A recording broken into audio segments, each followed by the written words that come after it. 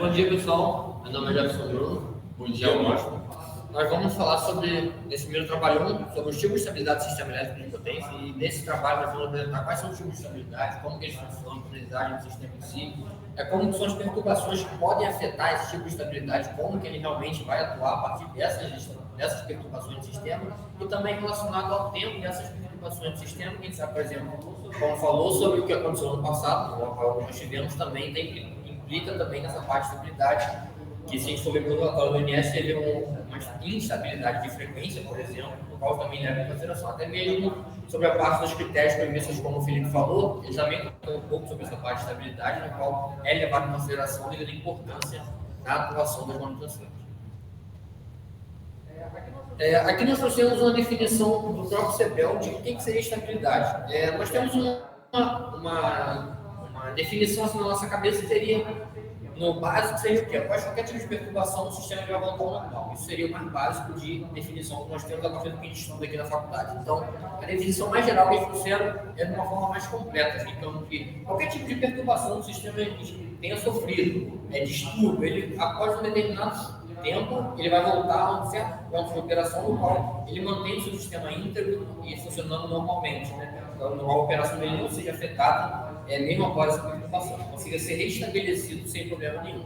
No qual nosso sistema, por exemplo, em curtos monofases, que é o que ocorre na maior parte do tempo, por exemplo, ele consegue se recuperar praticamente em pouco intervalo de tempo. Então, esse é um tipo de perturbação que pode ocorrer no nosso sistema. Só uma contribuição com relação à definição. Um outro trabalho que estava lá na nossa disposição também, que é a coisa da contingência, né? Em regime permanente ou dinâmico. Conforme o Felipe e o Bernardo eles acabaram de apresentar para a gente, as grandezas elas têm que estar dentro de um limite. Então, quando acontece uma contingência, vai ter um comportamento das variáveis, elas vão ter que respeitar aqueles limites estabelecidos pelos procedimentos de rede, tanto na dinâmica, na parte transitória, quanto em regime permanente. Então, esse conceito de estabilidade, a gente tem que pensar principalmente nessa parte do transitório, né? E também entender esse novo ponto de operação, onde o sistema vai novamente, porque não adianta nada, você tem uma perturbação, o sistema se adequar, né? Não adianta nada, em outro ponto, e esse ponto não ser um ponto de estabilidade, um ponto que não respeita os critérios. Nesse slide, nós vamos falar um pouquinho sobre como que o sistema elétrico, nós falamos de um termo, talvez pode ser não exatamente aquele que especifica, né, sobre o sistema elétrico, mas seria um antigo e um moderno sistema elétrico, ou seja, alguns anos atrás, em torno de 10 anos atrás, a gente não tinha uma atuação tão forte de energia renovável, por exemplo. A gente sabe que a energia renovável ela gera mais harmônico, tem questão de corrente contínua, tem que passar por inversores, e esses inversores eles podem gerar harmônico na rede, podem afetar essa parte da estabilidade, então os tipos de estabilidade predominantemente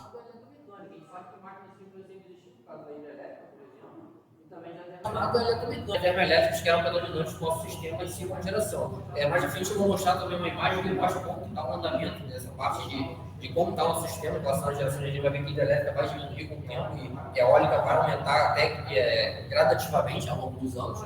Então aqui nós temos a imagem de como funciona uma hidrelétrica. A gente sabe que a hidrelétrica funciona a partir de uma energia potencial, na qual ela passa para a cinética e ela faz o movimento das turbinas, e a partir dessas turbinas faz a transformação de energia, assim como a térmica, que é a partir dos vapores.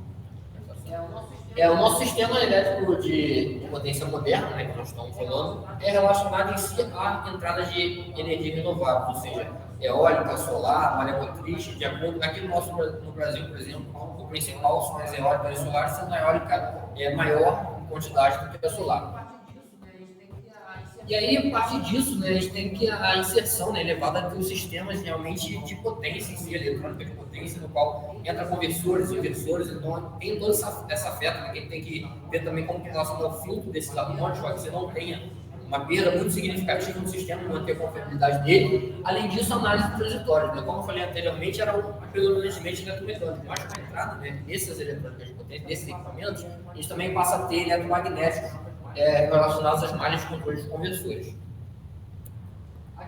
Aqui nessa imagem, nós podemos ver de modo geral, né, pelo próprio ANS, que fizeram a previsão, como que realmente está a geração eólica e dos outros das outras formas de geração que nós temos no Brasil. Por exemplo, a hidrelétrica, em 14 anos ela diminuiu mais, mais do que 10%, né? Ela praticamente era toda a nossa geração, agora nós temos já em torno de 11% de óleo. A gente sabe que isso não só afeta o sistema com relação ao equipamento, mas também a forma de integração. A gente tem que fazer a distribuição correta de carga, o sistema tem que conseguir realmente compor aquela solar, aquela eólica, ele tem que conseguir ser estabelecido. Caso for alguma coisa, por exemplo, a gente sabe que a energia renovável, ela não tem aquela geração constante como a de hidrelétrica a partir da abertura das portas. Né? A gente sabe, por exemplo, o vento, mudou o vento, qual o tipo de geração? O sol, passou uma nuvem, a geração solar também ela é alterada. Então, isso acaba que afeta como realmente funciona o sistema. Bom, aqui, só para contextualizar em termos de escalas de estabilidade de eventos, por exemplo, o sistema antigo, né, que a gente está chamando de antigo, predominantemente constituído por geração hidrotermal. Uma estabilidade, né, puramente eletromagnética, puramente eletromecânica. Ou seja, e a dinâmica do sistema se consiste basicamente na análise da dinâmica dos reguladores de tensão, de potência, de velocidade das máquinas síncronas e com o advento da alta penetração, principalmente no Nordeste brasileiro, onde a gente tem inserção massiva de conversores eletrônicos no Nordeste brasileiro, os eletrônicos, tanto na parte de geração quanto na parte dos dispositivos fácteis, né?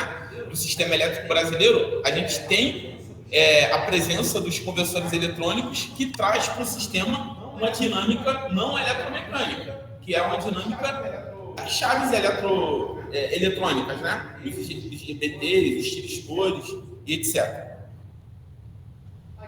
Aqui nós temos um overview, né, em geral, de como realmente são os tipos de estabilidade. Nós vamos falar mais à frente sobre cada um deles e pode deixar de forma assim, general, para você conseguir saber um pouquinho de cada um já de início. Os tipos são de ângulo, né, de frequência e de voltagem. Então, aqui nós podemos ver, por exemplo, que para cada tipo de estudo, né, por exemplo, de estabilidade e voltagem, um estudo muito grande, a gente tem um intervalo de tempo menor, que pode suportar esse tipo de estabilidade.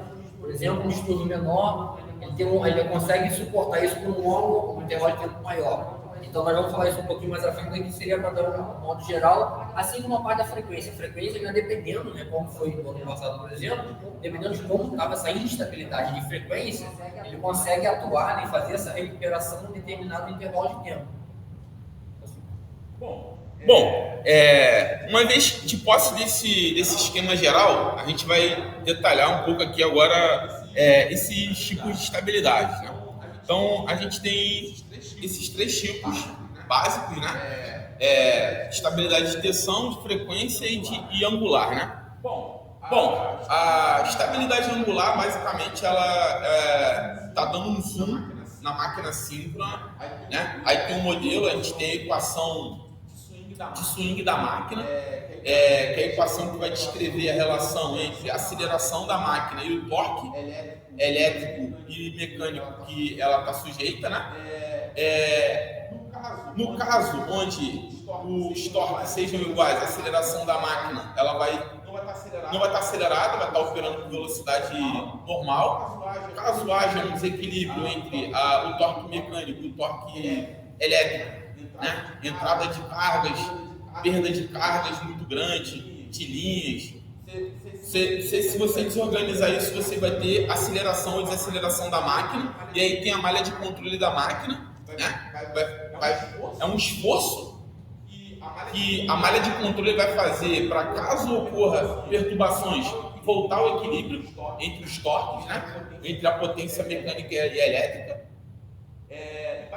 E basicamente a gente tem um torque de referência, uma velocidade de referência, e é feito esse ajuste de forma automática buscando essa igualdade, né? Por exemplo, no caso de tem muita potência elétrica sendo consumida, para a gente buscar esse equilíbrio entre os torques elétricos e mecânicos, entre essas potências, o que essa malha de controle vai fazer? Vai mandar um sinal para a válvula que controla a entrada de gás, a entrada de água na comporta, e vai mandar essa decisão injetando mais água, mais combustível para gerar mais energia.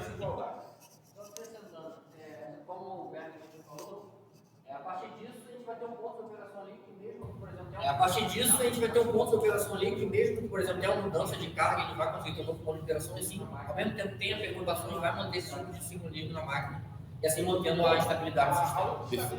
Bom, a outra estabilidade é a estabilidade de tensão, que basicamente a máquina síncrona ela vai estar conectada, o gerador síncrono ele vai estar conectado numa barra, fornecendo tensão, e essa tensão ela vai estar, tem um limite lá dela lá, o valor nominal dela que ela quer colocar lá no terminal da barra. Por alguma razão o sistema pode sofrer perturbações. O que essa malha de controle vai fazer? Vai fazer a diferença, vai gerar um sinal de erro que vai ser amplificado, que vai injetar mais corrente lá na excitação da máquina, que vai modificar a tensão interna induzida e, como consequência, mudar a tensão terminal. Então, isso é um processo dinâmico, iterativo, é um esforço que a malha de controle faz para sempre garantir que a tensão terminal da máquina seja igual à tensão de interesse. Como o Guilherme falou, esse é dinâmico. Então, o tempo todo, qualquer tipo de alteração, ele já faz essa máquina de controle automaticamente, onde ajusta todo esse processo para manter a tensão normalmente. Isso, e só uma observação, essa tensão pode variar, seja por variação de carga, patamar de carga, da leve para pesada, e etc., onde tem carregamento diferente, a tensão terminal pode sofrer variações.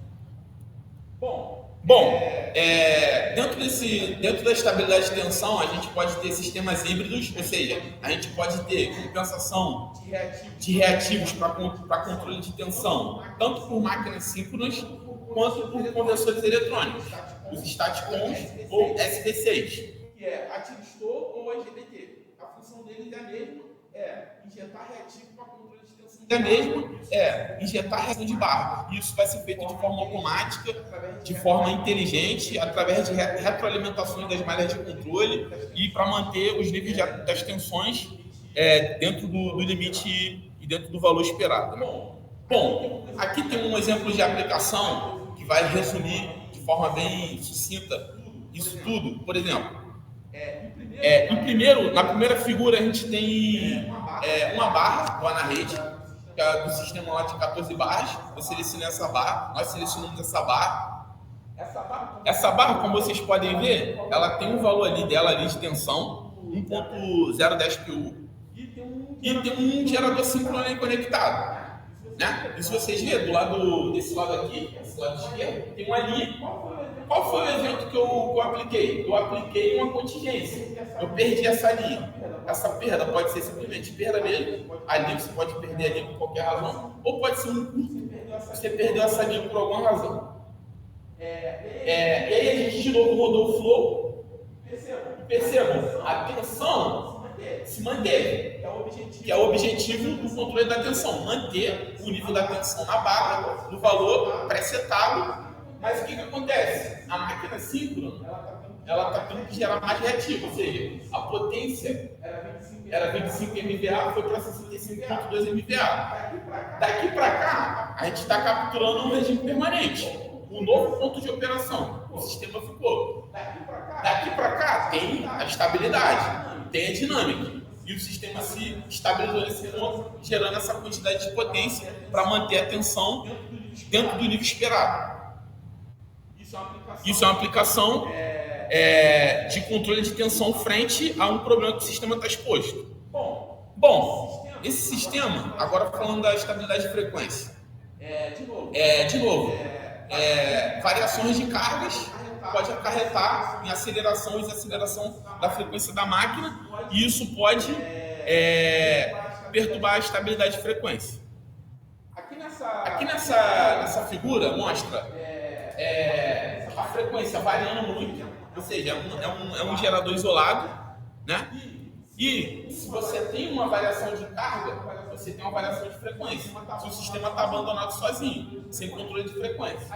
Aqui a gente está usando o conversor como ele vai emular uma inércia sintética, ele vai fazer essa compensação de potência ativa para compensar essas variações de potência, de modo que isso não se propague para a máquina e a gente garanta a estabilidade de frequência. A partir do que nós comentamos, nós temos conclusões respectivas. A gente sabe que as mais são imprescindíveis para a gente manter a confiabilidade e a estabilidade do sistema. E, além disso, isso atua diretamente com a parte do sistema realmente ser estável e ser confiável e seguro. Você sabe que o nosso sistema é um sistema que até porque o Brasil é ligado enorme, até porque o Brasil ele tem um tamanho continental. Então, a gente sabe que qualquer tipo de perturbação pode realmente afetar significativamente você. Que realmente resolva esse tipo de estabilidade, a gente tem importância. Além disso, a gente sabe que isso garante também a estabilidade do nosso sistema. De modo geral, a gente tem assim um sistema mais estável, mais seguro e confiável e não ter perdas, como o Felipe falou, por exemplo, de outras empresas, por exemplo, que qualquer tipo de perda, para fazer aquele limite de tempo, ele tem que pagar por forma também de evitar isso. Se for nossa apresentação,